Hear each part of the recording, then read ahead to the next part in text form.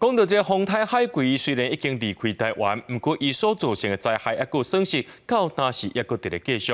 屏东往回小琉球的交通船因为这风影伤大，已经停3公路，影响到当地运补。若讲到这家己沿海饲蚵仔也是受到影响，这蚵仔钱对1斤160块起到180块，到中秋的时阵，真有可能会继续起价。超商会价顶悬会当随食物件拢互扫了，敢若剩一寡凉的。受到海龟风台的影响，往返屏东小琉球和东港的交通船到车沟已经停航3天，服务组无法度送，上紧车6才会阁驶。第一天就会被抢光了，所以只能买到一点点了。他也几乎都是吃水饺跟泡面这样过生活。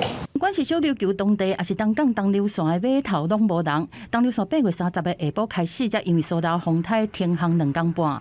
9月初日复航1天了后，阁刷倒来停航。另外，交通长期基本无方便，游客行程嘛乱去，影响遐的观光。考量台风外围环流仍影响，我们今天船班仍然是停航的。预计明天9月6号船班就恢复了正常。那交通观光受影响，海龟风台虽然走去，但是嘛留真侪东西在损。